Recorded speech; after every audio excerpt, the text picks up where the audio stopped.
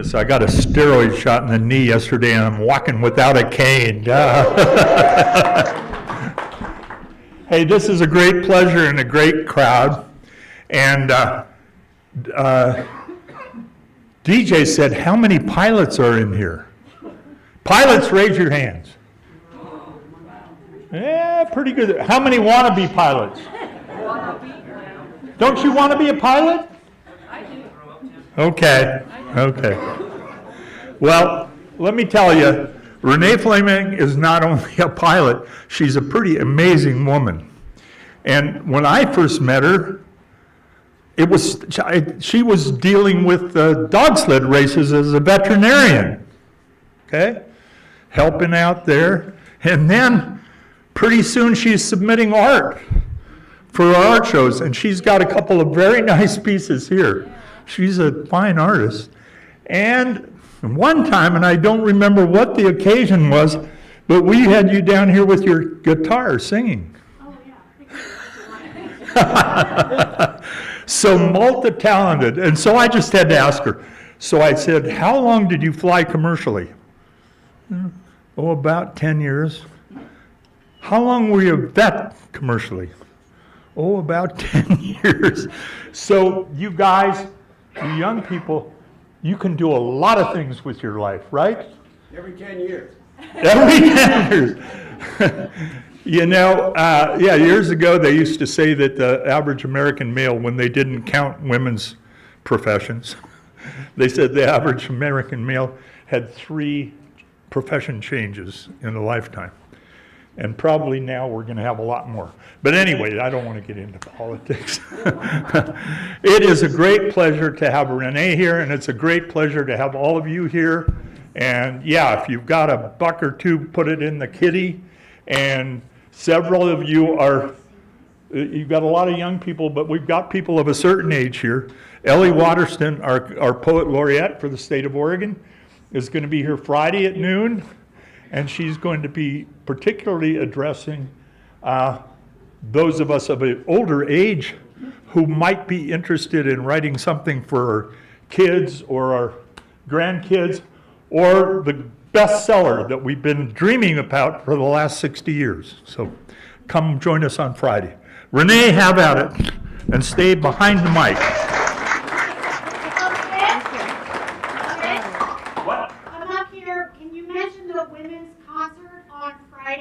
Friday night, 7 o'clock, women's concert. Thank you. Jezebel's daughter, Carrie, it's a good show. Thank you for reminding me. All right, well, thank you for having me. And yeah, I just want to say Josephi is just the neatest place, I think, around.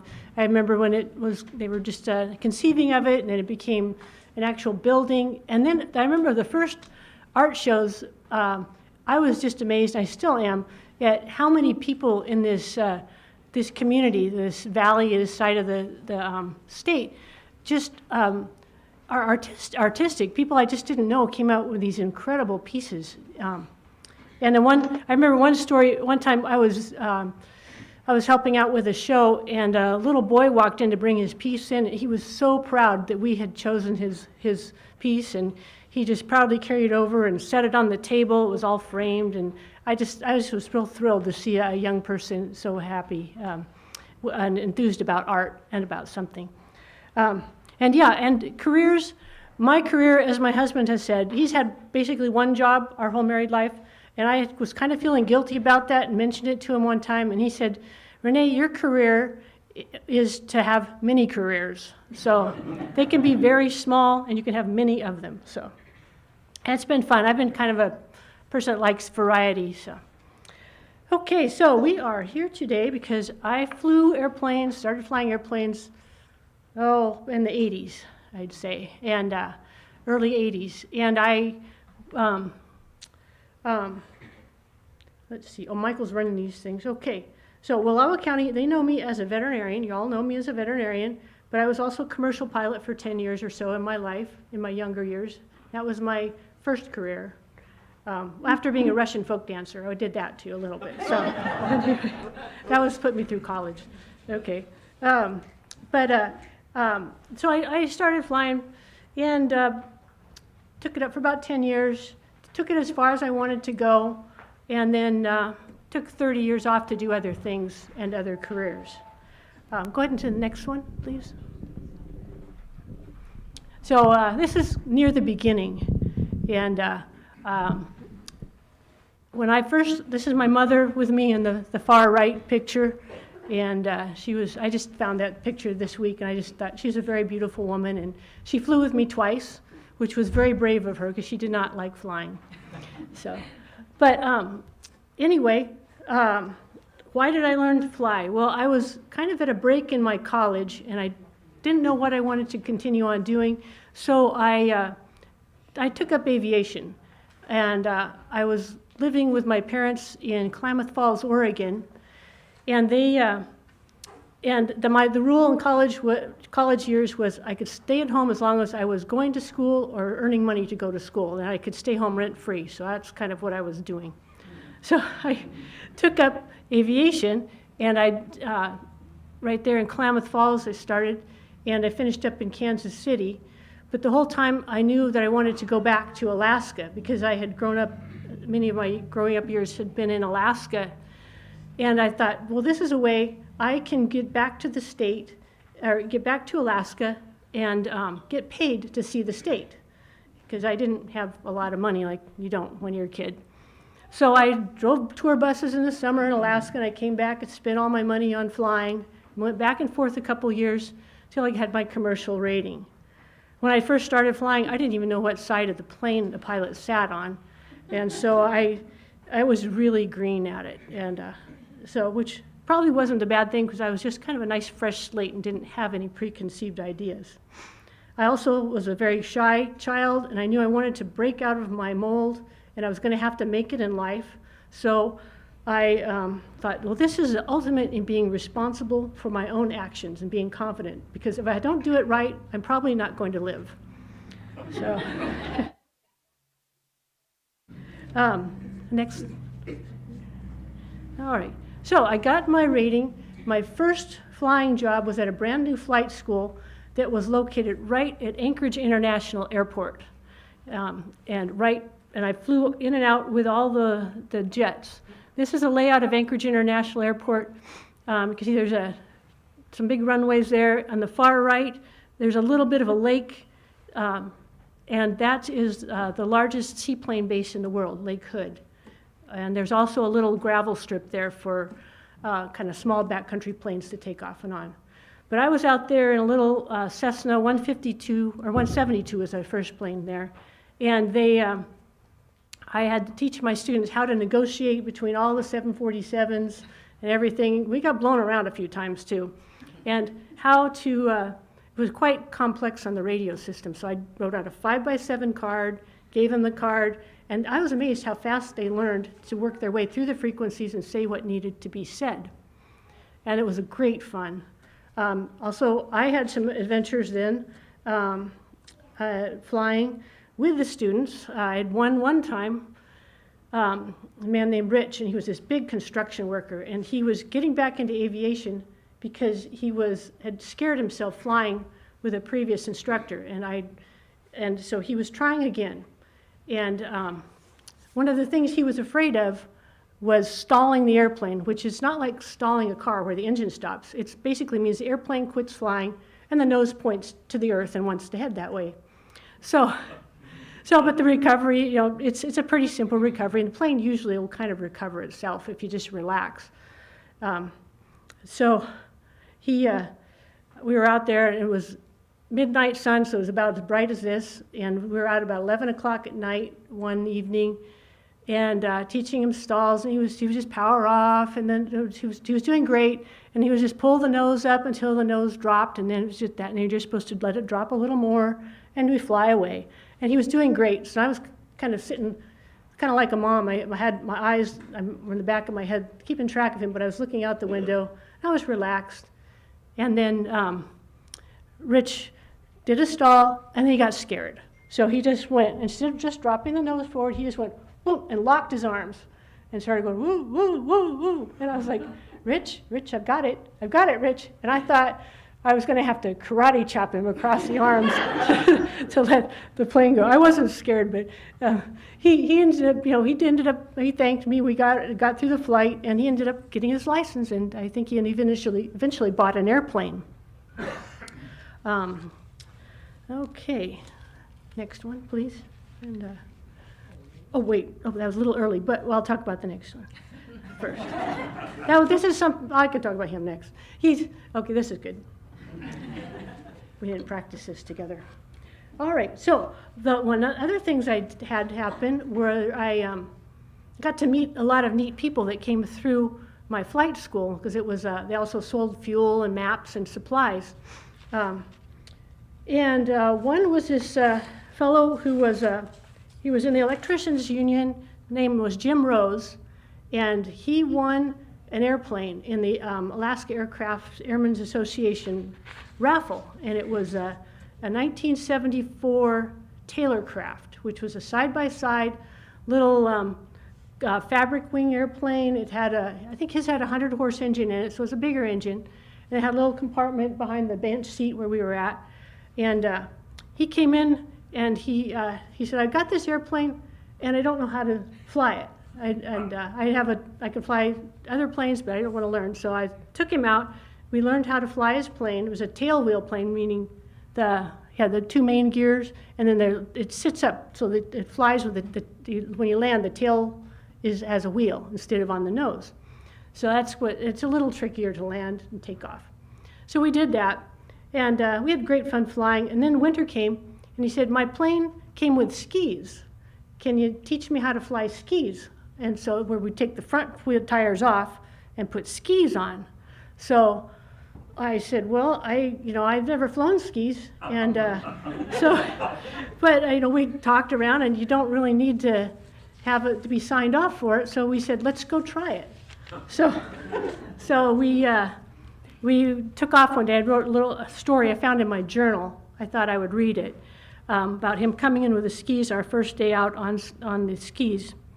And he had a little dog that sat in the back seat, and it was really cute. We'd take off, and Jim would fly. I would duct tape my door shut because it was so cold. And then I would fly. He would duct tape his door shut. And then we had a Pendleton blanket across our lap, and the little Cocker Spaniel, whose head was hanging between us, and so it was a lot of fun. So I wrote, "Jim and I are good friends, and we share a love for November 3694 Tango, a little yellow tea crate. Together, the three of us have a lot of adventure, but today was the best. Today, 94 Tango wore skis. Jim and I spent the day lake hopping over the Matsu Valley, teaching ourselves how to fly a ski plane. It was a new and wonderful experience for us all. The first stop was Andrews Lake near Wasilla, where Cowboy Garcia met us. There, Jim, Jake, who was the Cocker Spaniel, and I piled into Cowboy's International Scout and drove to his house for coffee. There I met Cowboy's wife, Clara, a native woman. Clara and I had a great time talking about Southeast Alaska, where we were both raised. Next stop, Red Shirt Lake. It's one I've heard of and have wanted to see for a long time.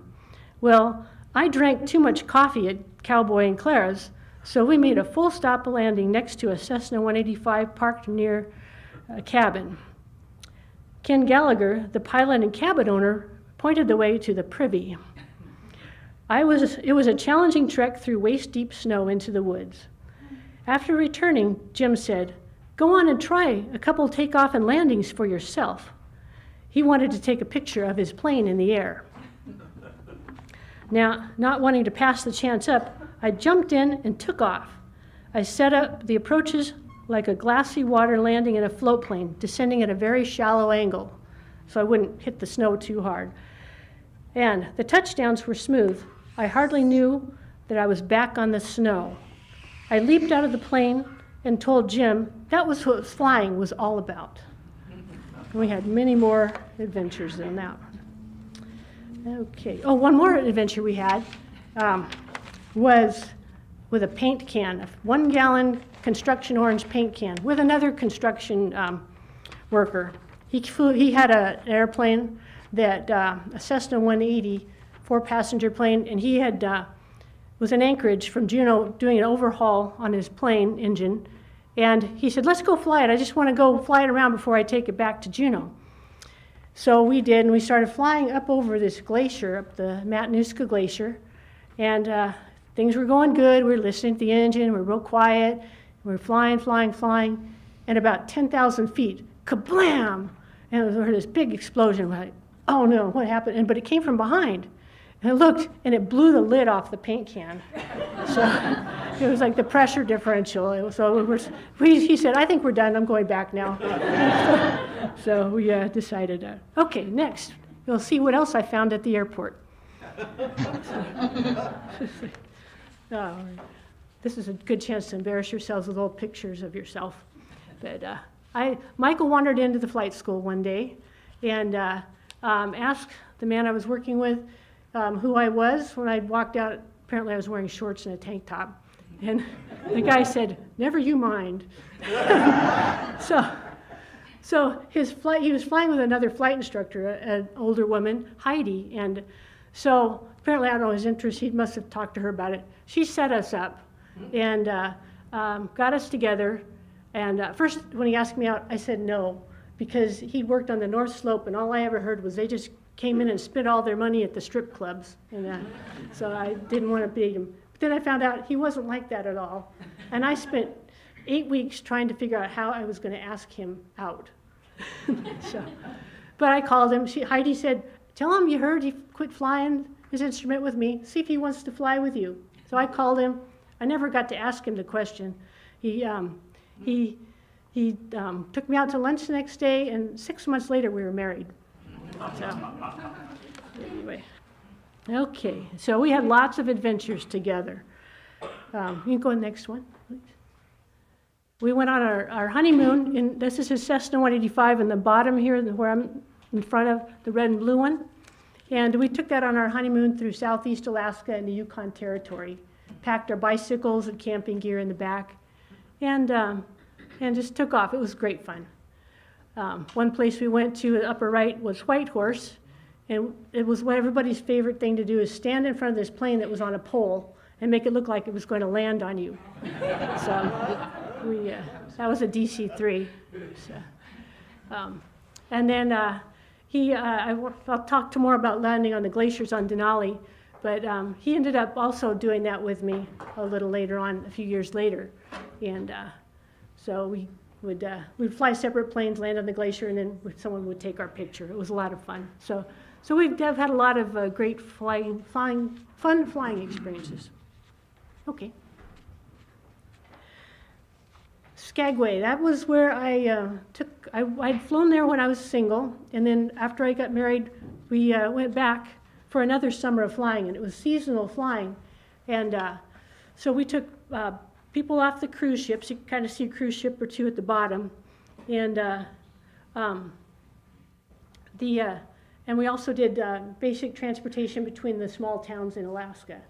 And we flew wheel planes over water, which means that we didn't want to land on the water if our engine quit. But there wasn't much, but it was good flying. We did Glacier Bay tours, flight scene tours, Juneau ice cap tours, where we flew up 100 miles between here and Juneau over the mountains, and it was just almost solid ice fields and glaciers. It was beautiful.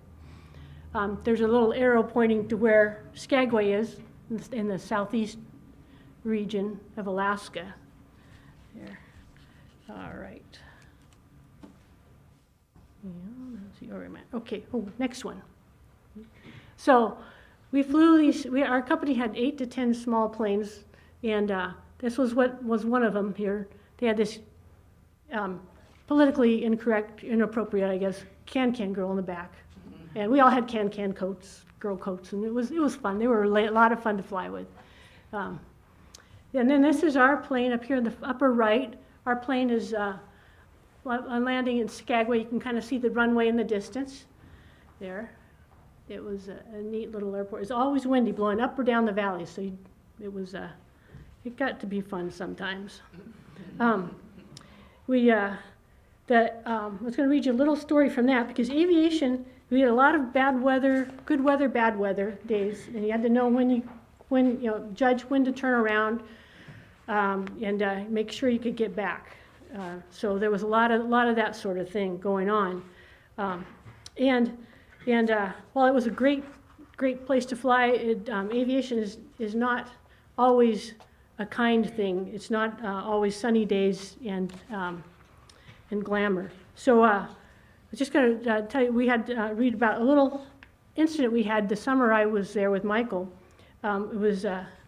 We had one of the pilots had crashed a plane. So I found another entry in my logbook about that I thought I would read. And the airplane looked a lot like that one up there, and its last part of its registration number was 57 Victor. So I found this entry the other day. It said, "Goodbye 57 Victor. No flying today for me. The canal," meaning where we were flying over the water, "went IFR," means basically totally clouds. Ray confirmed that by putting 57 Victor into the trees at the 900-foot level near Haines. Michael and I were in church when that happened. There were 4 very tense and tough hours that followed, making sure that the Skagway Air paperwork was in order and waiting to hear of any word of search and rescue, finding 57 Victor in the fog. At 2:10 p.m., they were found all alive. 4 hours later, they're off the mountain and in Haines while a helicopter refuels for medevac to Juneau. The 70-year-old woman from California dies. Poor Ray. This is a nightmare. Today I will be glad when summer is over. Another passenger is to die in a couple of days.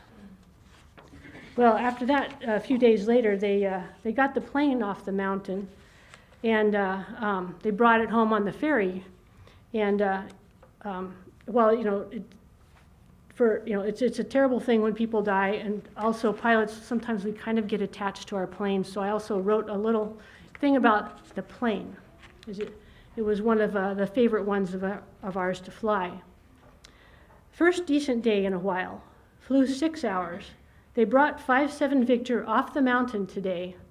It came home on the back of a truck on the ferry. My yellow lab, Samantha, and I walked by it tonight. You know, airplanes are just machines, hunks of metal. They don't have a brain or personality. They're just a tool. 57 Victor is just that. I have to tell myself that. I can't like an individual plane. They're just tools like a wrench or a hammer. I heard my friend Martha on Anchorage Center working the Sector 7 and 8 this week.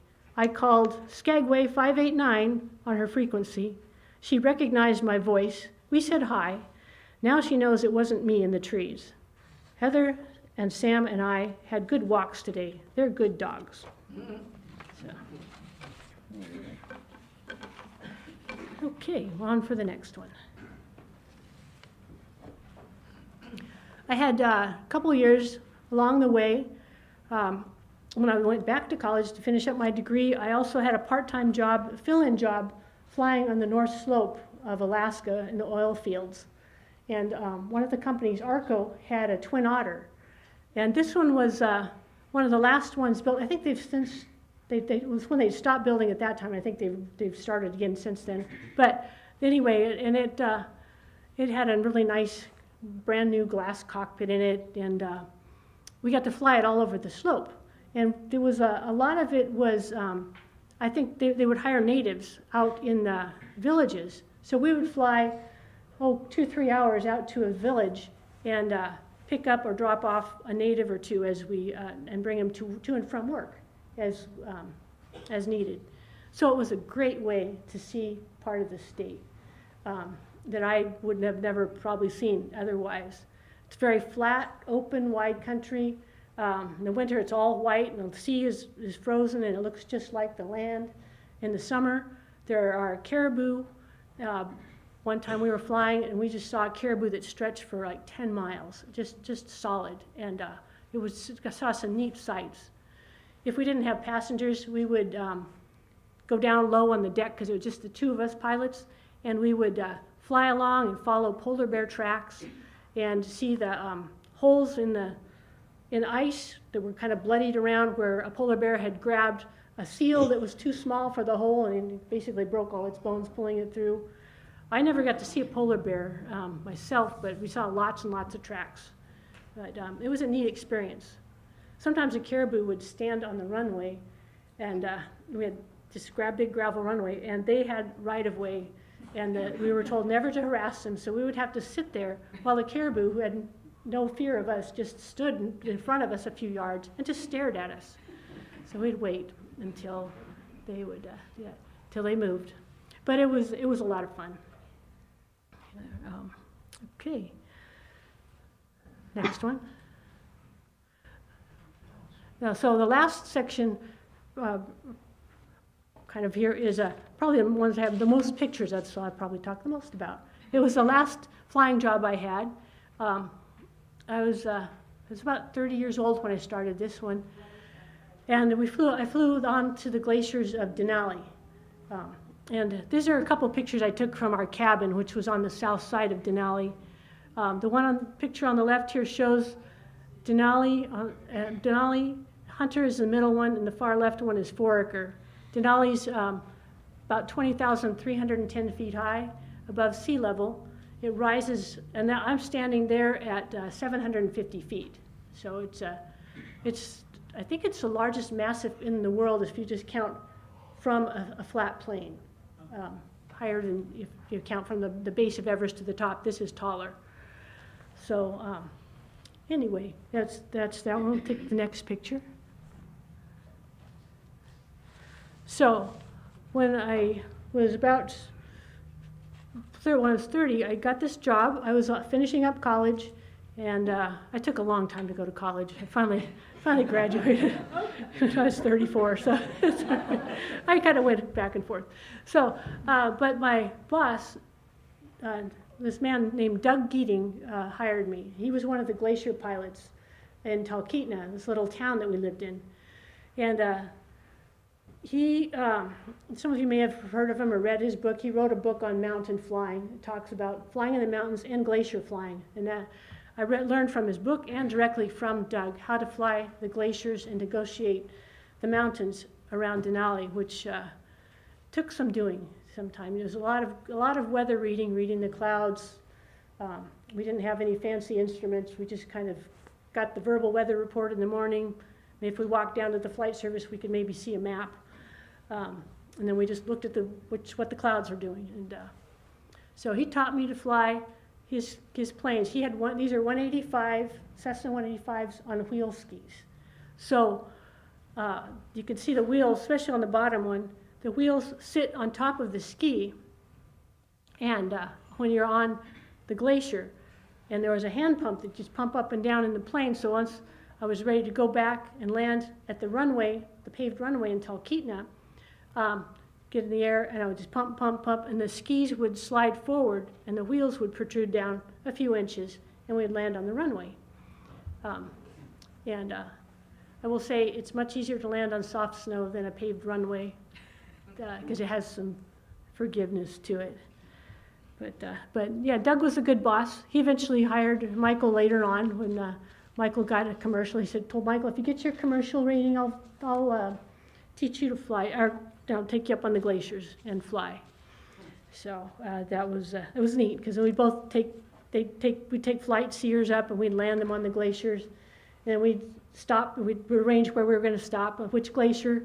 We'd stop and we'd get out and run. We were just newly married. Run over, give each other a kiss, and then and then talk about our flights. It was pretty fun that way. Okay. Next one. So. Okay.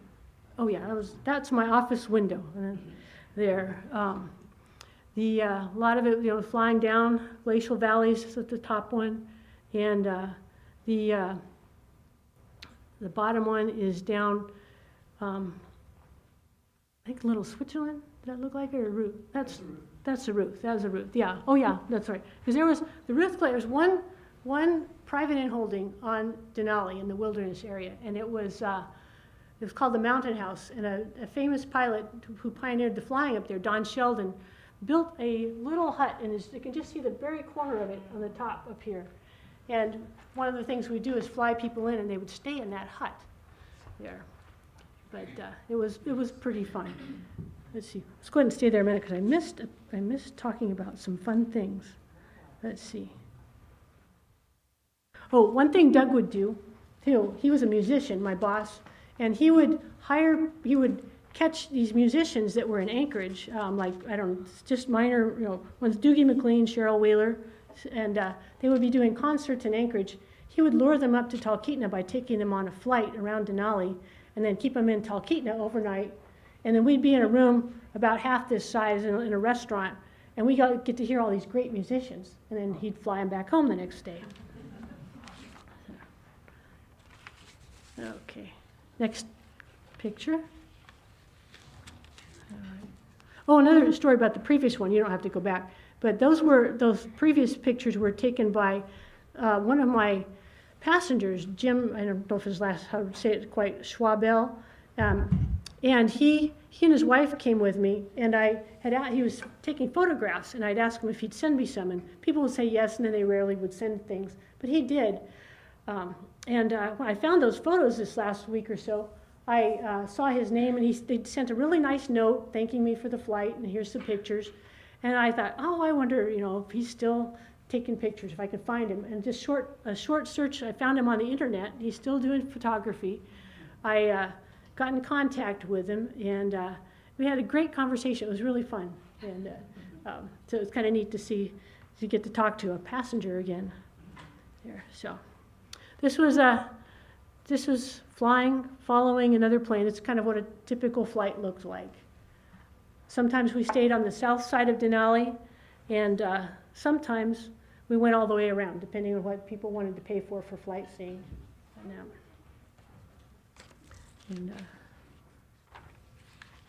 One time I got to go over the top of the glacier, of Denali. Flew over about 21,000 feet. So we were looking on a search and rescue, and we for 4 climbers that were missing, and they had spent the night up there somewhere, and the Park Service and I were flying up over there, and so got to look down at the glacier, or the top of the Denali, and recognized all these areas that I'd read about and seen photos of. It was pretty interesting that way. The story didn't end up so great. The climbers ended up falling, but that was another kind of a tough thing there. So we'll go next one. Oh yeah, this is called One Shot Pass. Now, I don't know if you can see the little V in the center. It's not your only try to get to the glaciers. There's also second and third shot. But this is the main one we flew through. And it was interesting with the climbers. I'd take them up 2 or 3 at a time with their gear. And up until you got to this point, everything looked kind of like a normal world. There were trees and valleys and greenery below you. And just when you got to about this point, and as soon as you got through this, it was total snow and ice. And you could have taken a black and white picture or a colored picture, and it would be the same. And they would all be bragging and talking about how they were going to climb and they were going to do this, do that. We'd go through the pass. Every time, they would just shut up.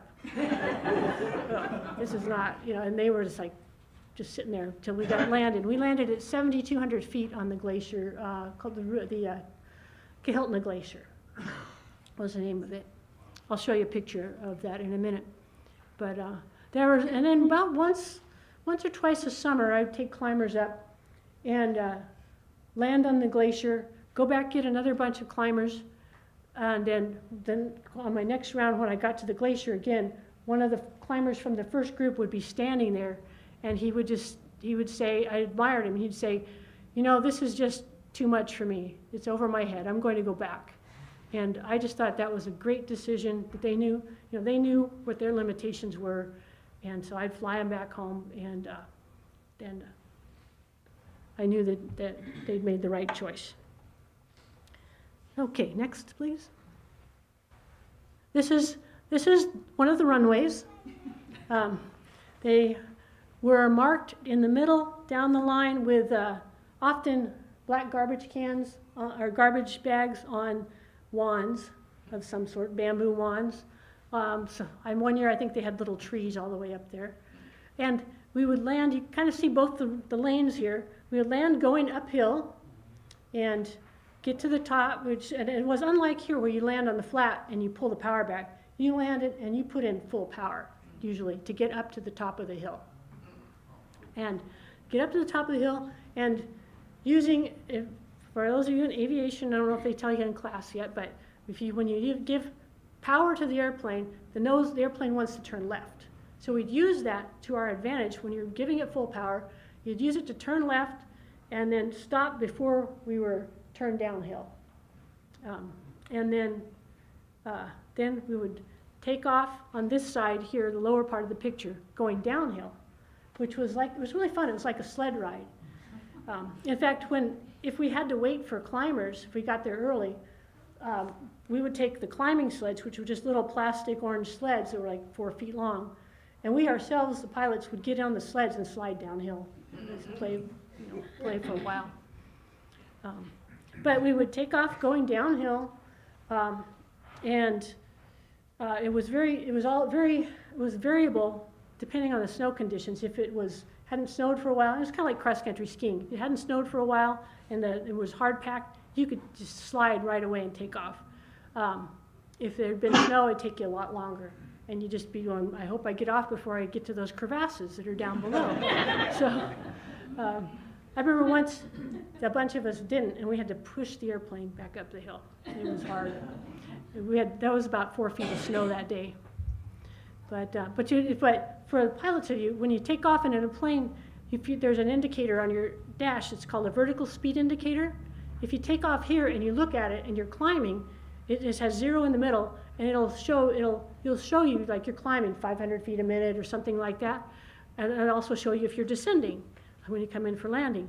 Well, when you take off here, you separate from the ground, but it would still show I was descending 500 feet a minute. But I was just separating from the ground at a little lesser angle than the ground was falling away. So it was kind of fun. Yeah. All right. Okay, next please. We had the climbers. This was it's the same pair of climbers in both pictures, and we would take them. I guess we just took them 2 at a time. Wasn't 3, right? 3. Okay. So this was a 2. I thought it was 3 in gear, but I couldn't find any photos of that. But they each were allowed 75 pounds of gear each. They usually exceeded that a little bit. And this is why I had to have back surgery a couple of years ago, because I had to load the planes. I would load the planes probably 2,000 pounds wrong, and unload and unload the planes wrong, 2,000 pounds worth every day all summer. And I would just go home, take 3 Advil, lay down, and say, okay, do it tomorrow. I'm never going to hurt in my life. I'll be fine. So you realize when you get older, you're not quite that tough. But we take their gear, climbing. They'd have their packs. They'd usually have skis. Some would have snowshoes, but often they had skis. And we'd put them in the plane. I'll have a picture in a bit of them in the aircraft. And this was the same 2 climbers at the base camp. Go ahead. So this was flying in the plane. I managed to get a photo of a couple of them. We just had gear and climbers piled up. And needless to say, the interior of the planes didn't look that great after you have a few ice axes in there and poking around. Okay, next one. This is base camp at the main base camp on Denali. And it's at 7,200 feet. And sometimes there would be 100 people there. And I had to put this one in for Nancy Noble because she had a climbing show last month. But there was a person, man or woman, that stayed at base camp, manned the radios, would talk to us, and sometimes I think they could talk all the way back to town. And they would just solve problems, help the climbers out, help us keep track of things, help us do search and rescues. And that's just a little bit of a view on the right side of base camp. And that little orange sled the climbers pulling, that's what they hauled all their gear up to Denali with.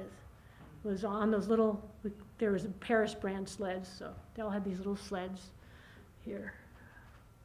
Okay, next one, please. Once in a while, we had special guests. The one on the right, that was one of, that's Jimmy Buffett in the lower right. He came up to Alaska to buy, he was buying, I think it was a goose or a widgeon at that time. And he was buying a plane, had it refurbished. And he was a musician, and my boss was a musician, so my boss was able to attract him up for a flight around Denali. I don't think we got to hear him sing, though. And that's me in the curly hair in the far right. The other one, very, very special guest on the left is in the front, in the tan jacket and pants. Does anybody know who, besides the pilots I already told, who that might be? What's that? I said Donald Trump. No, yeah, no, not quite. No, this is 1990. That is Naruhito, who is now the Emperor of Japan. Yeah. He was Crown Prince Naruhito. He and I were born about the same time, so we were both 30 years old. He came to fly around Denali. There was a Japanese climber that was lost on Denali, Naomi Yomura, and he was a big hero in Japan.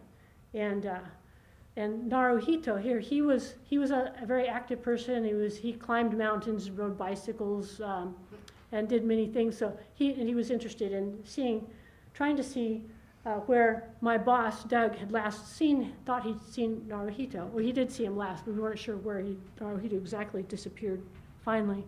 But so we were going to take him on a flight to see the location. It was like the president arriving. We had, for a month preceding his arrival, we had his special agents of some sort. They never really spoke English. Would come. They were staking out the hills for possible sniper locations. They looked in our airplanes. I thought that was a showstopper there because the interior was all torn up. But no, Naruhito, he insisted that he wanted to do this. It was very important to him. And so my boss gave me a bunch of money. I built flower boxes and dressed up the whole business area. When the day he came, he arrived with a huge tour bus with 40 people in it that were mostly journalists. And we took up 8 to 10 airplanes. My boss took Naruhito in his plane. I took up 4 of his bodyguards in the plane behind him, and we had everybody else followed us. And my role was to keep Doug in sight. Well, the weather was terrible, and it was my first summer flying, and we could hardly see more than a couple miles. And we're flying over the trees, trying to find a place up the bottom of the glacier. And we got up the glacier, but we couldn't get up to where the site of Naomi Yomura's last sighting. So we were flying around, and these bodyguards wouldn't talk to me. I was just a woman, I guess. But they also, acted like they didn't speak English. Until on the radio a few times I would say, "Doug, I lost sight of you." And then they sat up. I knew they understood something. It was an interesting day, and we nearly caused an international incident because the weather was so bad, and we almost got stuck up on the glacier to where to a place we couldn't land. But we made it safely. Okay, well, we're going to move on 30 years. Go ahead to the next one, please. So 30 years later, I decided to return to flying. It was something I wasn't going to do. I had gone as far as I wanted with aviation, and I didn't want to go for the airlines, partly because I just wasn't me. I would sitting after flying all this exciting flying, sitting in an airplane way up high for a lot of hours just wasn't my thing exactly. I wasn't as technically advanced as a lot of people are anyway. And Michael was gone half the month, working on the North Slope, and I didn't want to be gone the other half, and we couldn't have dogs or things, you know, a family life. So I decided not to. And I took off and I did other things. I had a gallery gift shop for a while in Talkeetna, and then I went back to veterinary school and ended up here. So I was not going to return to flying, but I helped Michael build his airplane, his RV-7, and that was fun helping to build. And I wasn't going to fly until the day I saw him flying his plane, and I just thought, well, I kind of miss it, so I think I'll do it. So I decided to return to flying, last year, at the beginning of the summer, or early summer, like May, I decided I thought, well, I think I'll just start taking some lessons. It might take me a couple of years to get back into it. Well, it just progressed, and then by August, I was flying his airplane. So that was really fun. At that point, I was building a plane, and I had decided not to do that because I was enjoying it, but my back was not. So I said, I'm going to sell the plane, and I bought this Super Cub, and Michael brought it up from California with a friend last fall. So now we kind of have his and her planes. We fly, and we share. So one of my favorite things, and go ahead into the next slide. One of my favorite things is sharing flying with friends. It's one of Michael's too. So you probably recognize, some of you recognize the woman in the upper left there, Mary Kay Pace. I didn't tell her because I didn't realize till after I took her that she was my first passenger in this plane. But we had fun. And we've been down to Doug Bar and doing a couple things together. I think we've went up twice. And then the other one photo in the lower right is one of the veterinarians I took sled dog race. So it's really fun. I go by myself, but it's just more fun to have someone to talk to, and the locals when I take flying, you know so much more about what I'm seeing out the window than I do. It's a lot of fun learning. There. Well, let's see. Let's go ahead and try the next one. I have a couple videos. We'll see. They're 30 seconds long. This is something Mary Kay took. And I thought I'd take you flying out of Doug Bar.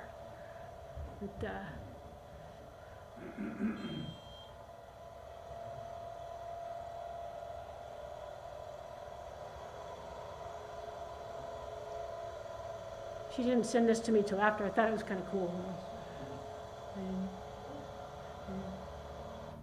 I didn't know she was going to do that, and she sent me that. I thought it was pretty neat, so I thought, I'm kind of busy at that moment. And then the last one I was just going to show you is also Doug Bar. I think this is my first flight out, and I think you took this video, Michael. Go ahead. So this is what it looks like from the outside if you're down at Doug Bar.